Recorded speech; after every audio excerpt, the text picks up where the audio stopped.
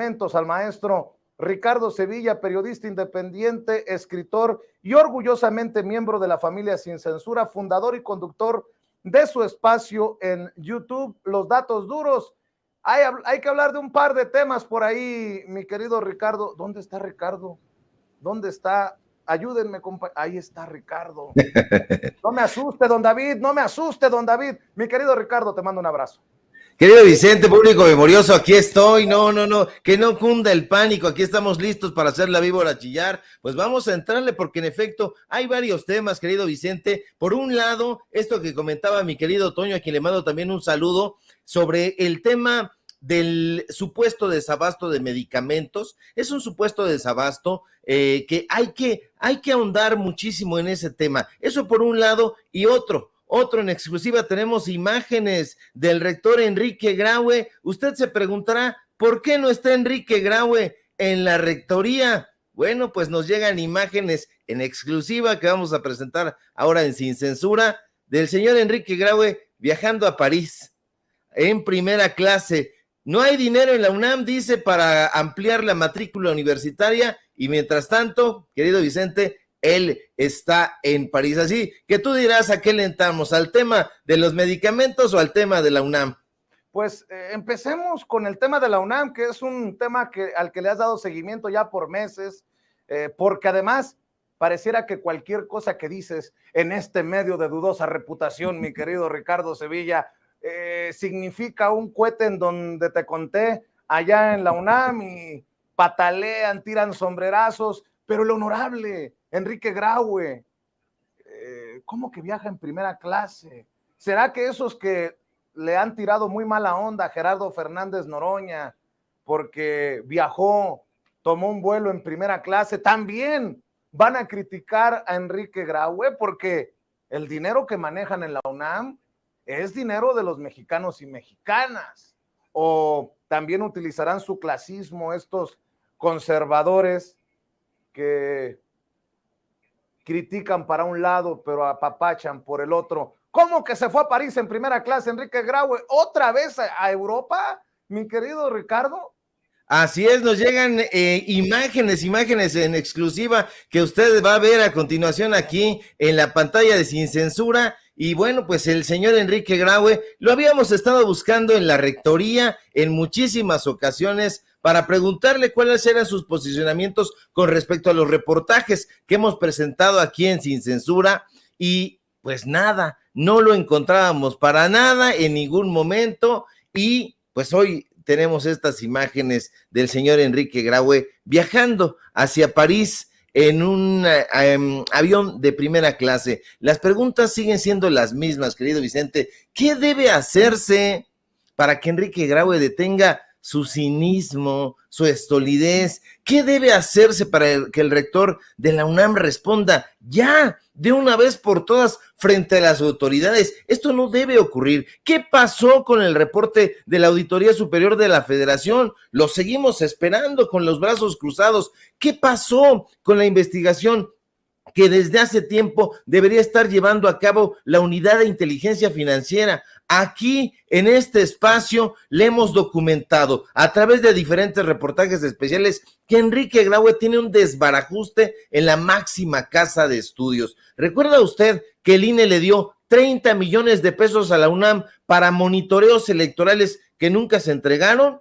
¿Recuerda usted que en otro reportaje especial que incluso nos plagió Mario Maldonado del Universal, documentamos que el rector oftalmólogo, él solito, se gastó más de 80 millones de pesos en su tarjeta American Express? Pero eso no es todo. Prácticamente cada semana sale un reportaje sobre la miserable gestión que ha tenido Graue como rector en la UNAM. En la máxima casa de estudio hay clasismo, hay elitismo, hay nepotismo, hay violación a los derechos humanos y laborales, entre muchas otras atrocidades. ¿Y sabe qué es lo más delirante de todo? Saber que recientemente la UNAM decidió dejar fuera a más de 122,000 jóvenes aspirantes a cursar la educación superior. La UNAM argumentó algo sumamente ridículo, que no tenían presupuesto suficiente. Y fíjese, para irnos a los datos duros, este año, 2023, el presupuesto de la UNAM fue de más de 52,728 millones de pesos. Eso quiere decir que la UNAM recibe más recursos del gobierno federal que 17 estados de la República. Sí, supera a entidades como Tabasco, Quintana Roo, Coahuila, Sonora y Querétaro. Y Graue y su élite dorada dicen que no tienen dinero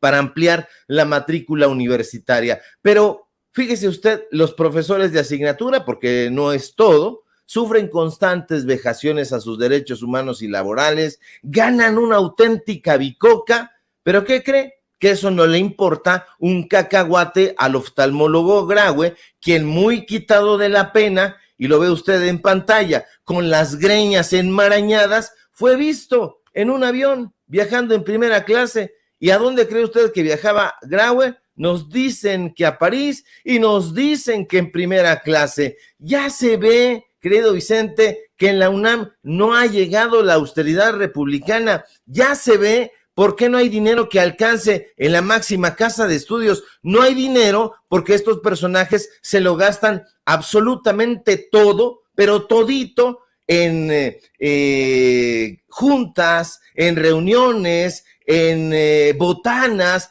Ayer justamente lo dábamos a conocer en uno de estos hilos y precisamente pues nos llama mucho la atención por qué Enrique Graue ha sido tan pues tan hábil en el momento de escabullirse o tan cínico, porque simple y sencillamente no encuentro yo otra explicación. El señor no da la cara, se le arroba, se busca a Néstor Martínez Cristo de la Dirección de Comunicación Social para que den un posicionamiento al respecto sobre todos y cada uno de los señalamientos. También lo ha buscado, según leemos en Contralínea, la propia colega Nancy Flores, el colega Sósimo Camacho, otros medios que, aunque nos tildan de ser de dudosa reputación, pues ahí están colgados de nuestros temas, pero pues Enrique Graue parece que todo eso le hace lo que el viento a Juárez. Es un tipo ya que cabe calificar, querido Vicente, de abyecto. El señor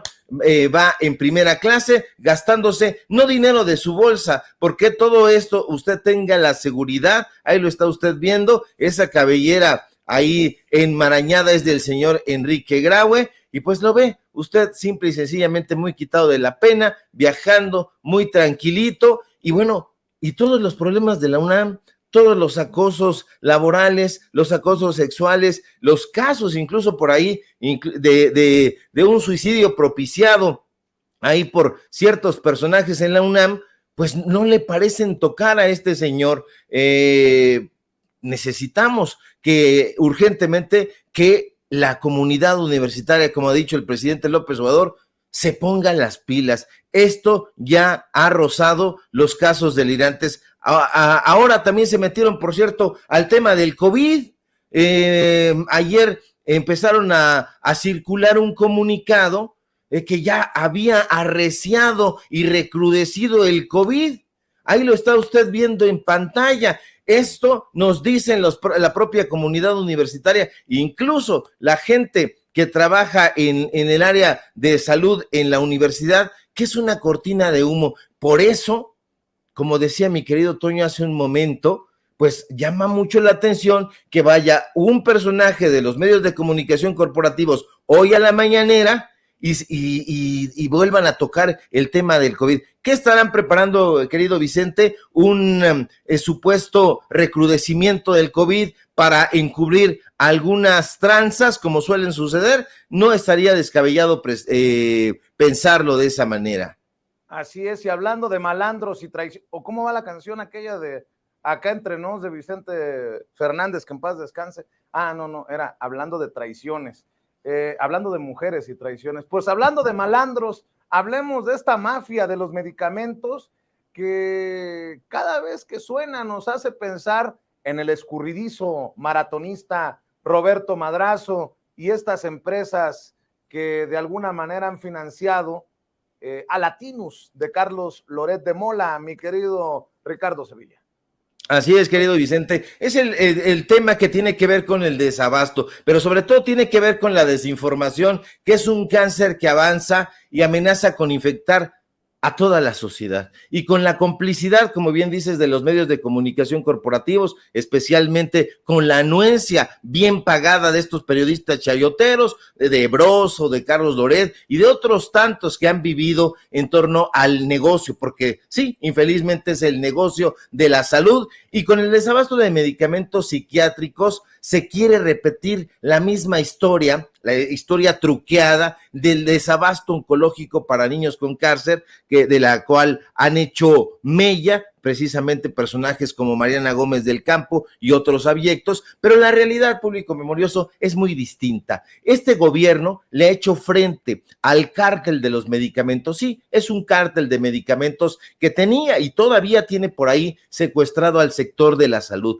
La realidad es que ese desabasto fue y es una respuesta criminal de parte de las empresas farmacéuticas. La gente debe saber que a los pacientes que siempre deben o se supondría deberían ser la prioridad tanto para el sector salud como para los negocios farmacéuticos, no se les ha considerado y en este caso se les ha dejado en última instancia sin importar que queden sin sus tratamientos, porque es un negocio y es un negocio multimillonario, no millonario, multimillonario, y esos conflictos que hoy vuelven a resurgir han sido, para decirlo con todas sus letras, con los laboratorios, los más grandes, con PISA y con Psicofarma del grupo Neolfarma. Psicofepris es, como dicen, responsable de evitar y prevenir riesgos sanitarios, y lo es, pues ella encontró irregularidades en la producción de esos psicofármacos. Pues claro que le tocaba actuar para reprender a la empresa y obligarla a enmendar esas irregularidades. Y las empresas tenían y tienen que asumir su responsabilidad, pero no lo han hecho, no lo han querido hacer, y en una decisión criminal, pues prefirieron ya no proveer de medicamentos, a sabiendas de que son los únicos proveedores en el país de muchos de esos fármacos fundamentales. En todo caso, es cierto, tocaba al gobierno, antes de cerrar las líneas de producción, asegurar que otros proveedores abastezcan o abastecieran para no dejar pacientes sin sus medicamentos. En el caso concreto de los neuropsiquiátricos, sí tocaría preguntarle a la COFEPRIS por qué no hicieron eso antes, pero un hecho que es incuestionable es que se trata precisamente de un negocio. Nosotros hemos hablado al respecto aquí mismo en Sin Censura, y bueno, pues estos personajes están ahora tratando de lucrar con eso. Estas preguntas que se plantean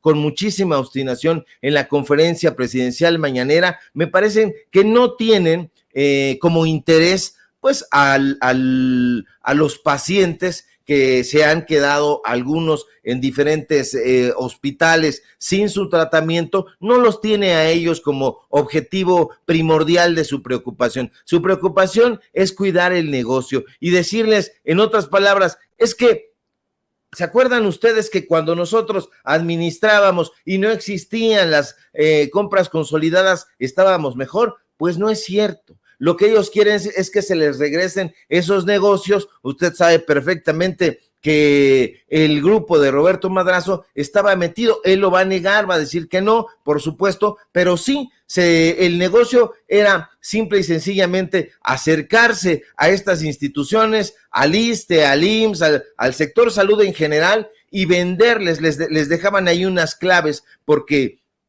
se manejan por claves los medicamentos, y decían, bueno, yo te surto toda esta parte millonaria, que mi amigo, mi compadre te surta esta otra parte millonaria, y así todos nos quedamos muy contentos. Están sumamente enojados porque les quitaron esos negocios, insisto, multimillonarios. Usted sabe perfectamente que las empresas farmacéuticas son absolutamente desalmadas, y en este caso, pues utilizan a sus medios de desinformación para golpear. ¿Usted cree que el Grupo Imagen no tiene intereses en el área de la salud. Por supuesto que lo tienen, son dueños de una cadena de hospitales, la cadena de hospitales Ángeles, y precisamente por ello están impulsando esta narrativa golpista en contra de Hugo López-Gatell, en contra del sector salud, en contra del gobierno de la Cuarta Transformación, en contra de Zoe Robledo Aburto, que pues ha tomado el toro por los cuernos y ha decidido, hay que reconocerlo, enfrentar a estos cárteles de los medicamentos, a este cártel de la salud que todavía está ahí teniendo de rodillas a los laboratorios. Entonces, esa parte yo creo que le tocará o le debería tocar, debería de abrazar el siguiente presidente o la siguiente presidenta de la República, porque es un tema que todavía se tiene que desarrollar y se tiene que sanear, Vicente, por completo, porque son una mafia. Claro que sí, y seguiremos poniendo el dedo en la llaga desde nuestras trincheras. Ricardo Sevilla, ¿por qué no cerramos invitando a la audiencia de Sin Censura precisamente a tus esfuerzos independientes?